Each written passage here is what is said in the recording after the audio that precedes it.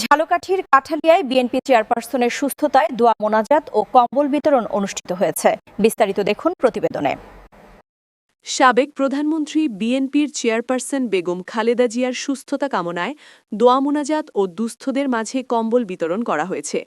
আজ বৃহস্পতিবার সকাল 11টায় কাঠালিয়া উপজেলার কচুয়ার রুবেল সমাজ কল্যাণ যুব ও ক্রীড়া সংঘের আয়োজনে নিজস্ব কার্যালয়ে প্রতি বছরের ন্যায় এই কম্বল বিতরণ করা হয়। ইউনিয়নের 1000 নারী পুরুষদের মাঝে এই কম্বল বিতরণ করা হয়।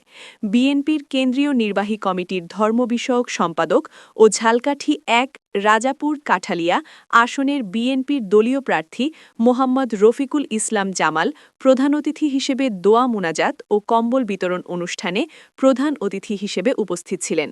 সংগঠনের প্রতিষ্ঠাতা ও সভাপতি মোহাম্মদ আতিকুর রহমান রুবেলের সভাপতিত্বে বিশেষ অতিথি হিসেবে উপস্থিত ছিলেন ট্রাস্টি বোর্ড ডিবিকেপি কমিউনিটি হাসপাতালের chairman lion M A. Khalek, Rubel সমাজ কল্যাণ ও যুব ও ক্রীড়া সংঘের উপদেষ্টা ও উপজেলা বিএনপির যুগ্ম সাধারণ সম্পাদক মোহাম্মদ সালমান খান বিপ্লব।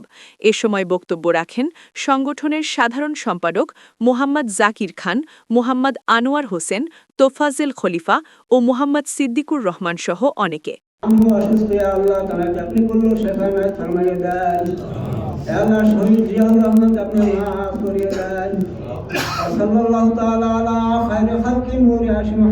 ক্ষমতায় আসে আপনাদের এলাকার এমপি বিএনপি থেকে হতে হবে, একদিকে উন্নয়ন করতে হবে, অন্যদিকে আগের উন্নয়নগুলো সংরক্ষণ করে আমাদের মানুষগুলোকে ভালো রাখতে হবে। মোটরসাইকেলে চলতে গেলে যদি রাস্তা ভাঙা থাকে, অ্যাক্সিডেন্ট করলে কার পা ভাঙবে? হয় আপনার সন্তান, না হয় আমার সন্তান। সুতরাং এই নিয়ে আমাদের চিন্তা করতে হবে। আমাদের স্কুলগুলোয় লেখাপড়ার পরিবেশ ফিরিয়ে আনতে হবে।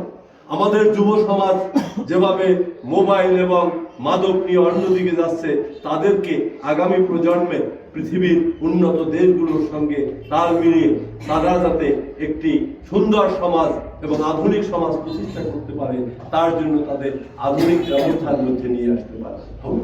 মোহাম্মদ আতিকুর রহমান রুবেলের নেতৃত্বে আজকে আমরা এই শীত বস্ত্র বিতরণের জন্য অত্র এলাকার গরিব দুঃখী মানুষের মাঝে এইখানে যে ব্রিজ তো এখন দরকার নাকি? ব্রিজ দরকার না? ফেরি হওয়ার পর তো ব্রিজ থাকে নাকি? ফেরি হয়েছে 96 সালে চাইছেন, আন্দোলন করছেন বেতাগি আর কচুয়া, আরেকটা সব উল্টো ছিল। তো 96 পর আমি করলাম 2022 সালে। তো এখন কি লাগবে? সেতু। তো জামাল ভাই যদি এমপি হয়, 1 মাস পরে অর্থাৎ শপথের পরে আমার প্রথম চেষ্টা থাকবে এই সেতু নির্মাণের জন্য। তার সহায়তা নিয়ে তাকে নিয়ে কোথায় এই জন্যই তাকে ভোট দেবেন।